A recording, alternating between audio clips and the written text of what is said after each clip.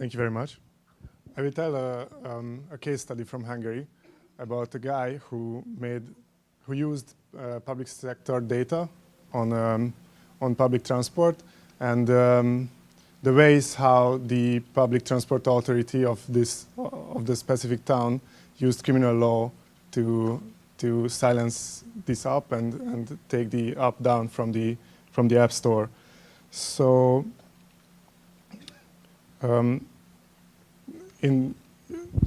I should use this one.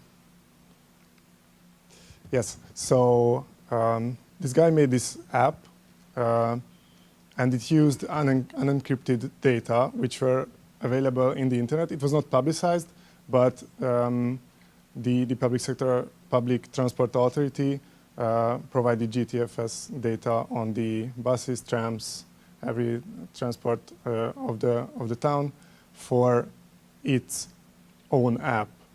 And this guy used this data, which was unencrypted, and then the public transport authority launched a criminal case against this guy. And I would like to show which are the tricks a good lawyer can use against using publicly available data. So they relied on business secrets, and also that was one argument of the public transport authority, and it was relevant for the content of the data, but they also relied on that the guy hacked into their systems, so the way in which he accessed the data.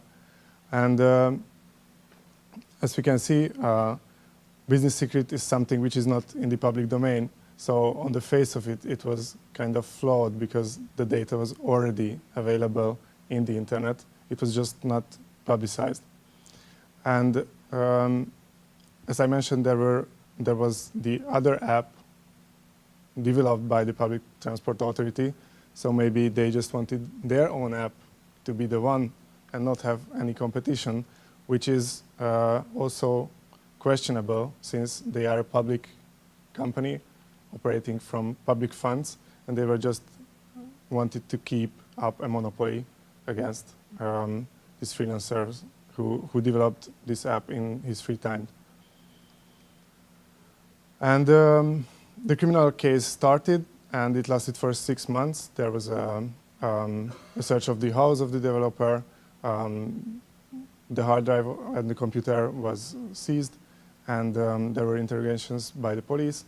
And during this whole process, they were continuously negotiating with the public transport authority to maybe somehow get the data, but for no avail. And at the end, this guy won the case, so there were no criminal sanctions. The case was dropped, but it took 6 months. There were significant monetary burdens on him for the lawyer to defend him. And also, at the end, the app was taken down from the App Store, so the public transport authority achieved its goal, and they maintained their monopoly position. And also, they even launched a new version of their app, which used encrypted data transmission for the GTFS data, so the data on the positions of the buses and the timetable of them. So, and it means in the legal way that it's now a crime to access that, because to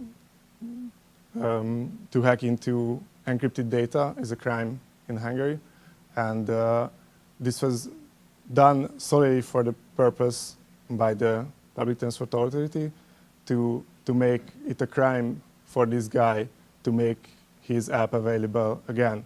So what I wanted to show, how criminal law can be used for silencing competitors, and also to block the accessibility of public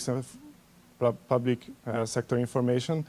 This is also quite cynical because this city has an open policy and has even a website for showing how good relations they have with NGOs and IT developers, and how much data they give to the public, and except when it's really better than their app for using the public transport.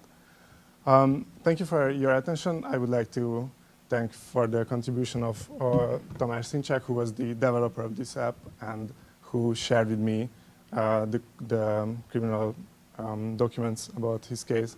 Thank you very much.